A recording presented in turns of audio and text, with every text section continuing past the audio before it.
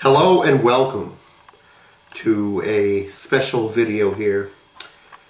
We're going to take a look at what's been happening in Amazing and other Spider-Man titles recently. Quite frankly, I'm getting very disgusted with what's been going on with Spider-Man recently. And I thought it's about time that I say something about it. For those of you who do not want to hear vulgarities or anything to that effect, you might want to turn this video off. If you don't mind all the above, then sit down and enjoy my rant. Alright, so let's start this off with what I thought about the whole Back in Black storyline. Basically, the Back in Black storyline, all it is a storyline in which Spider-Man basically runs around for countless issues and tries to find a way to save Aunt May. At the end of Civil War, Aunt May is shot. And in the Back in Black series, all he does is he swings around and tries to find somebody to save Aunt May. That's basically all it is. That's all the entire fucking series is about. I thought that maybe he would have a creative way of getting back his black costume. Possibly the symbiote costume, possibly something else. But what is it? He swings around to a tower, a church tower, a building tower, I think it's a church tower if I remember correctly. And he had an old black suit stashed there. Since his red and blue suit's ripped, he takes that suit. That's it. Nothing to do with anything else but that. All it was a publicity stunt by Marvel in order to cash in on the black suit of Spider-Man at the box office. That's all it is. Nothing more. There's no symbiote. No symbiote involved in this. There's nothing more than he hit a suit and he's going to go get it. Now, why the fuck is he looking for a suit? I do not know. He just unveiled his identity to the fucking world. So what's the point of bringing the suit in? Making money off the movie. That's all that was. So I was pretty let down by this. And I'm going to tell you something right now. This whole Back in Black series is it's garbage. The only thing out of the Back in Black series, in my opinion, that came out that was any good are these issues here.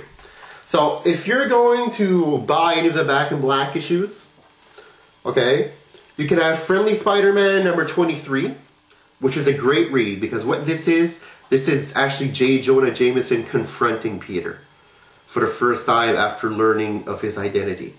This is a good issue because they're facing each other in the boxing ring, actually, in an abandoned warehouse, and J. Jonah basically tells him exactly what he thinks about the whole thing about keeping him all these years and lying to him about who he was, taking the pictures of Spider-Man while all the while he was Spider-Man, basically playing Jameson for a fool.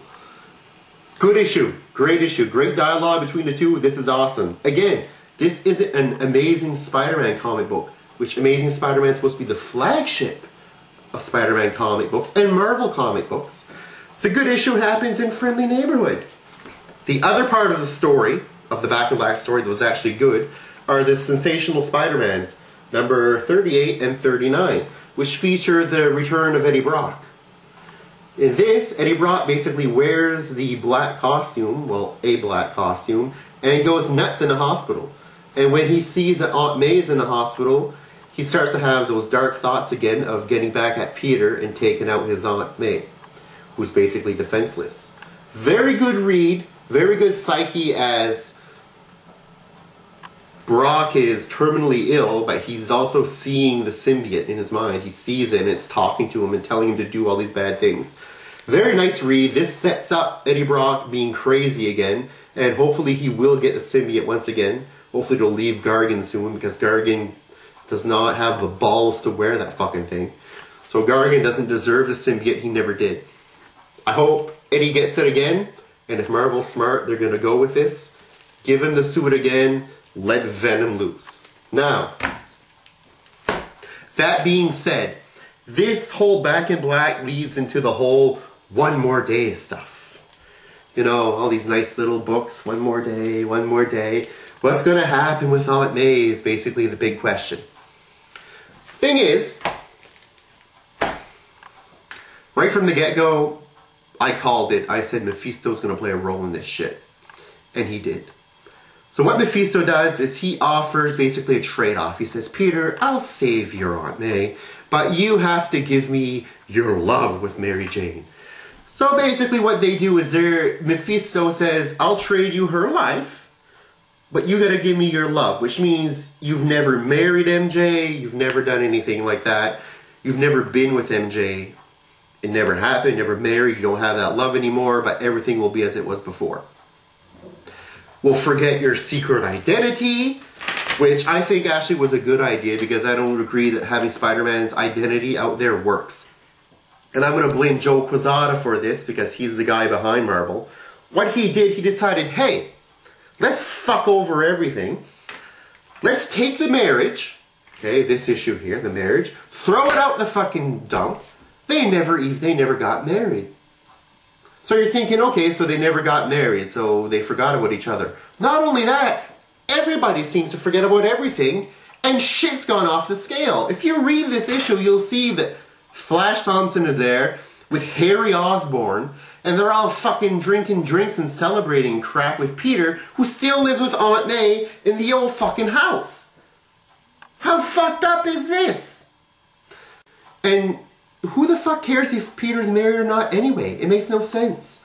I mean, you've got Spider-Man Family, you've got Ultimate Spider-Man, Spider-Man Adventures, you've got a whole bunch of comic books that he's not married in it. For the people who, you know, don't like him married. Leave us the Amazing Spider-Man title. Like, what's your problem? I don't get it. The people who read Amazing Spider-Man are mostly adults anyways. We don't give a shit if the guy's married. It's not ruining it for us. If anything, it's giving him some kind of realism. Anyways, this being said, with this happening, Harry Osborn's back alive. Who knows what else has happened. They say the time flux or whatever isn't going to affect anything. Let's be serious now. Now, is Gwen Stacy dead? Is this issue worth shit now? Is she still dead? Is she still alive? I don't know. I mean, if she's dead, did the Green Goblin die? If the Green Goblin did die, then why the fuck isn't Harry flipping out? Why is Harry Peter's friend? Did Harry ever become the Green Goblin? Obviously not. Peter's still hanging out with the guy. It doesn't look like he's a Green Goblin. So if the Green Goblin never came out, Green Goblin 2 never died, then Norman Osborn never came back from Europe, where he was hiding, because he supposedly died. Now he's leading the Thunderbolts. So basically what I'm trying to get at is who's leading the Thunderbolts now? It's not Norman. It's not supposed to be in there. I don't know. Spider-Man's unmasking in Civil War. Obviously that never happened, because nobody knows who he is now. So is Spider-Man part of the Avengers? Is the Initiative still happening? Like, what? Is Captain America still dead? Did the fact that Spider-Man and MJ never get married, did it affect this timeline as well? Is that what Marvel's going to do? Is Marvel going to come out next month? Or this month, actually, I should say, with the new Captain America comic book and not reveal that Bucky's Captain America, but that in fact we still have Steve Rogers alive? Who fucking knows? Point is, you're doing something that's pretty much as fucked up as the Clone Saga. So this is opening so many pieces of stuff that makes no sense in the timeline. You can't just go around and say, oh, well, we'll use the Sentry thing, basically. Just like the Sentry. You know, nobody remembers, that's it. People are still living that are supposed to be dead. That is directly affecting other things. Like, come on.